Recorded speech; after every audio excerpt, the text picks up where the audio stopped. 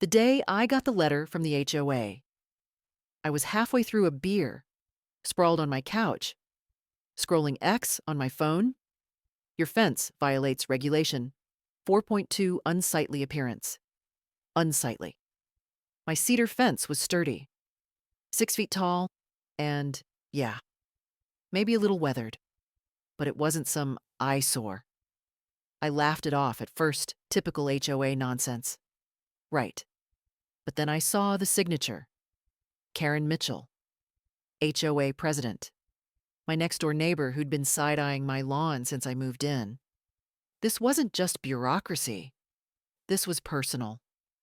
I'd bought this little fixer-upper in Willow Creek, a cookie-cutter suburb outside Raleigh, thinking it'd be a chill place to start over after my divorce. The house was a 90s split level with a big backyard, perfect for my dog, Rusty, to chase squirrels. The neighborhood was quiet, mostly retirees and young families, but the HOA was a nightmare.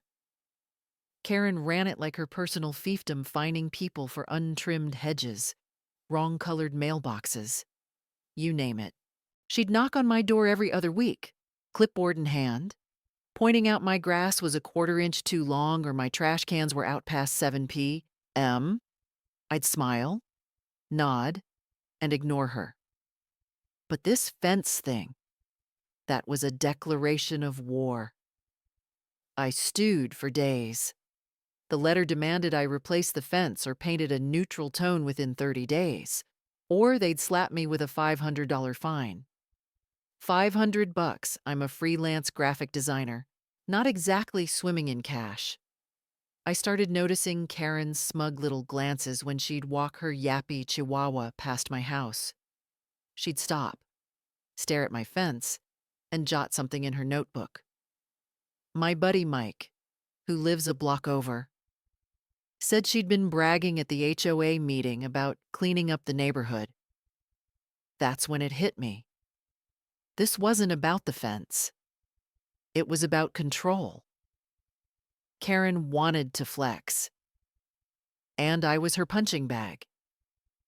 I tried reasoning with her first, knocked on her door, all polite-like, and said, "Hey, Karen, what's the deal with the fence? It's solid. Keeps Rusty in. Can we talk this out?" She pursed her lips, looked me up and down like I was a stray dog, and said, "Rules are rules, Jake. It's for the community's aesthetic." Aesthetic. Her house had plastic flamingos in the yard. I bit my tongue and walked away. But my blood was boiling. If she wanted to play dirty, I'd play dirtier. The idea came to me at 2 a.m, scrolling X for petty revenge stories. I stumbled on a post about a guy who turned his HOA's mailbox color rule into a neon pink protest. Genius. My fence was about to become my canvas.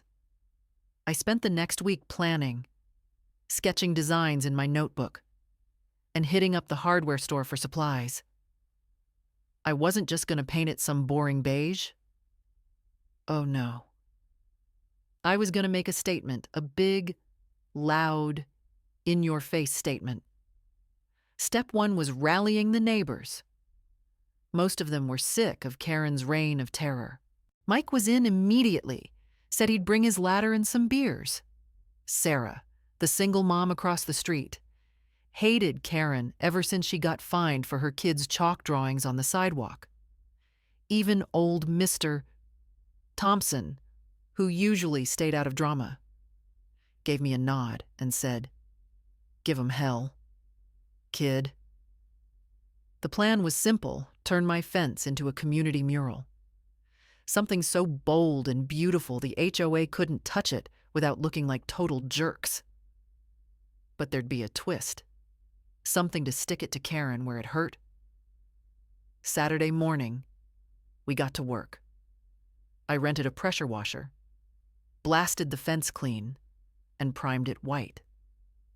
By noon, half the block was out there, kids with paint rollers. Sarah mixing colors. Mike blasting classic rock from his Bluetooth speaker. We painted a wild, vibrant mural sunflowers, abstract swirls, a cartoonish Rusty chasing a squirrel. The kids added their handprints, and Mr. Thompson even painted a tiny American flag in the corner. It was chaotic, messy, and perfect. Neighbors driving by honked and cheered. Karen's house stayed dark, curtains drawn, but I knew she was watching. Sunday was the big reveal. I'd saved the best part for last. At dusk, with everyone gathered, I climbed a ladder with a can of red paint and a roller. The crowd went quiet as I started painting huge, dripping letters across the top of the fence. HOA sucks. Gasps. Laughs. A few nervous glances. Mike whooped. Hell yeah. Jake Sarah covered her kid's eyes, but she was smirking.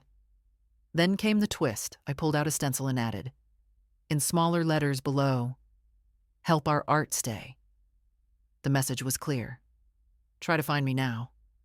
Karen, and you're the bad guy. She came storming out 5 minutes later, face redder than my paint. This is vandalism. You're defacing property, she shrieked, waving her phone like she was calling the cops. I just leaned against my ladder, paint dripping down my jeans, and said, it's my fence, Karen, and it's art. You gonna fine the kids for their handprints? The neighbors started clapping. Karen froze, realizing she was outnumbered. She muttered something about a meeting and stomped back inside. The crowd erupted, and we cracked open more beers. The fallout was glorious. By Monday, photos of the mural were all over X, posted by neighbors with hashtags like Dujiu Hosucks and Dujiu Fencegate. Local news even picked it up a heartwarming community story about neighbors coming together. The HOA backed off, probably because they didn't want the PR nightmare. Karen's still president, but she's been quiet lately. No more clipboard patrols. My fence. It's the talk of the town. People drive by to take selfies with it. Rusty's a local celebrity. Looking back, I didn't just win a fight, I started something. That mural's more than paint. It's a middle finger to petty tyrants everywhere.